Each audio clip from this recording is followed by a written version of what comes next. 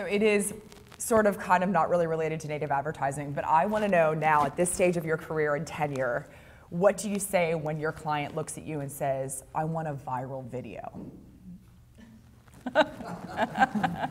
That's what I say. I know you're way more composed than that. I think our clients are at a point where they know better. They know better. They're not asking for viral videos. They still use buzzwords. They still want their return on their investment to stretch. So they're looking for us to create content in any form that they can use over and over again, that they can see that return. They still want that reach. They still want that scale. And so that's pretty much the same as viral. The difference is, I think viral was always meant, get it out there and let's earn some attention. And now we've kind of flipped the paid, owned, earned to earned, owned, paid. And so that's the equation that we're giving to our clients now and saying, well, let's think about it this way, and your viral wish will come true, but it will be a smarter viral wish, and your audience will be more relevant. So where are we in this cycle? If we look at kind of early stages of social, the big challenge was brands allowing their people, friends, consumers, fans, whatever you want to call them, allow them to take ownership of the brand. That was really scary, right? And so now we're sort of in a similar place where, you're allowing, you have an editorial staff and on a whether it's a site or whatever, allowing somebody else either to take ownership of your brand story or sort of allow them to tell a story that somehow they think is related to, to your brand story.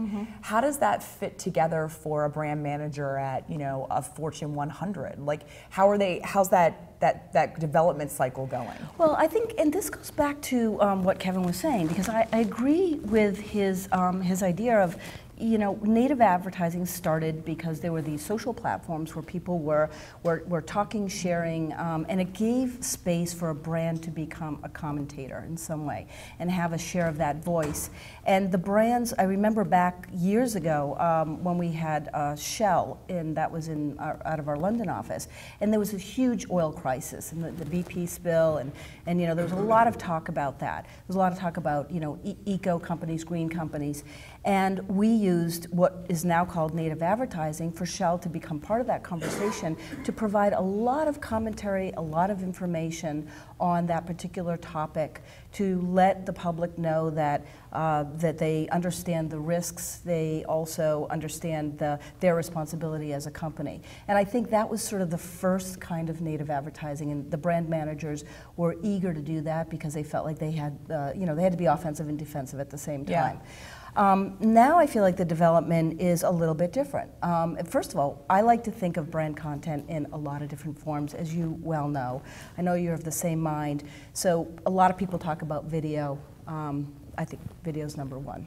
But written word is so important. And photographs are very important. Tools, utilities are very important. And I think all of those can play into the native advertising space. And that's what's beautiful about sort of getting rid of these templates and these formats that we've used for so long. Now we can start to find new technologies that integrate some of these other brand content experiences which are native to the endemic environment that we're putting them in.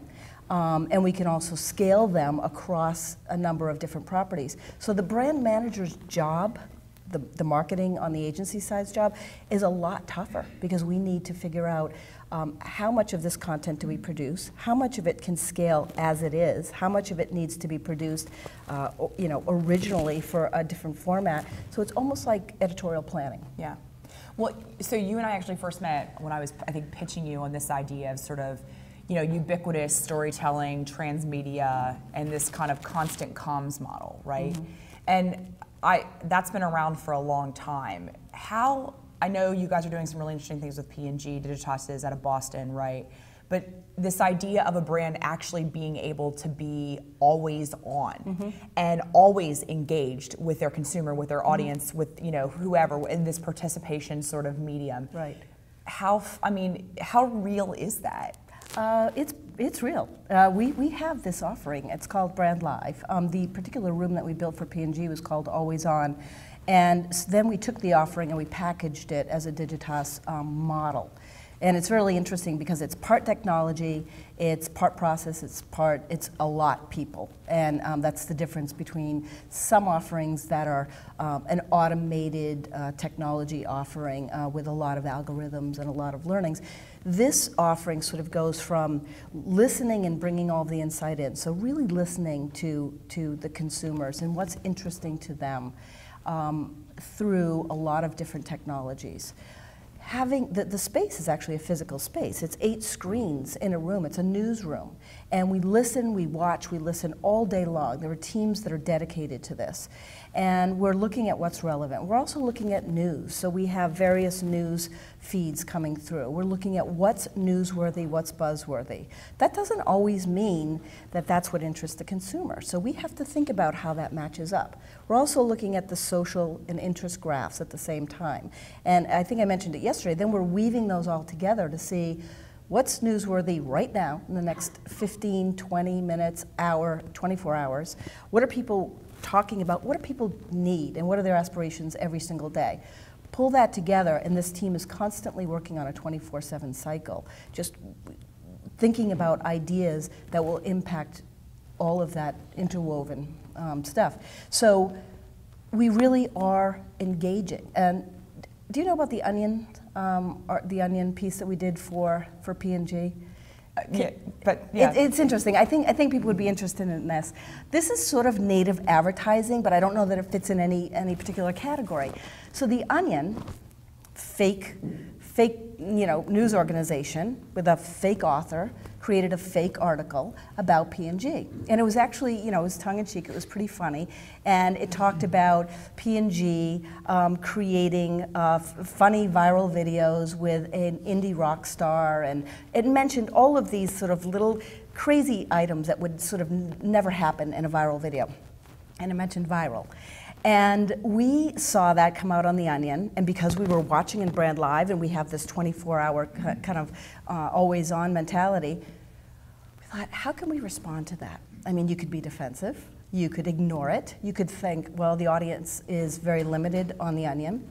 But instead, the creative group went away, concepted a video that would completely mimic the fake article that was written. So they concepted a viral video with a cheesy indie rock star who had puppets and who made up a song about P&G. They went 24 hours later, it was shot, produced, and it had gone live, and the response, the social response, the response from P&G, who I have to say was a very brave client for allowing us to do this, but the response from P&G, their consumers, and then The Onion plus other publishers was incredible. And I think the Onion wrote a commentary, well done P&G, well done, touché. And for us, to me, that was a very entertaining, tongue-in-cheek, almost sophisticated way to do native advertising.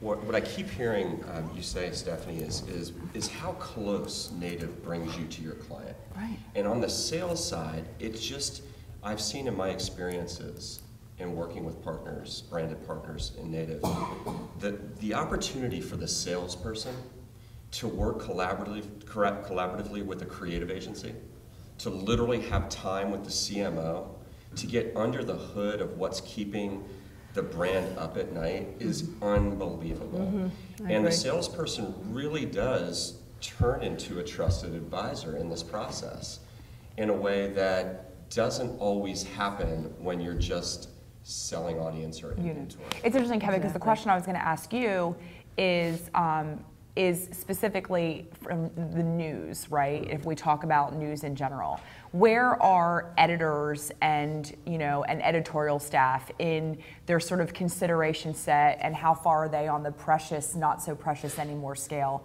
of actually wanting to sit down and co-create with advertisers and seeing that as part of their job. Because I know Time is a great example of that. Is a lot of the cross to bear that Laura Lang is going through right now, is getting those editors of print to sort of come over to the world of co-creation and that idea of embracing it. Like, where do you think, we've talked a lot about. How long do you have, Ash?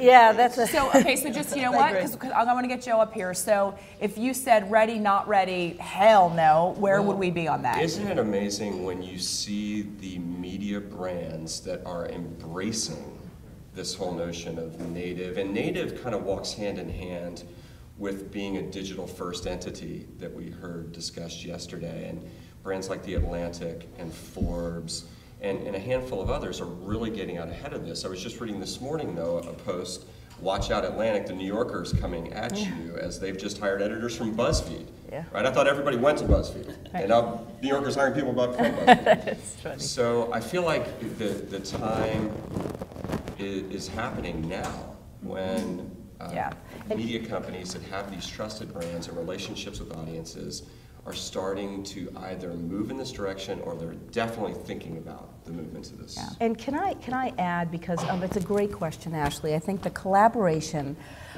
between editorial teams from Huffington Post or The Atlantic or Time, working not only with their creative counterparts, or having to become quite creative themselves, and I believe that ideas come from anywhere, but also with their engineers. So it's interesting how editors have now become data geeks. They've now become best friends with their engineers, so that they can technically make things happen, and best friends with their agency or other creative peers, and then very close to the client, and hopefully all of us are close to the consumer. So this collaboration model is astounding.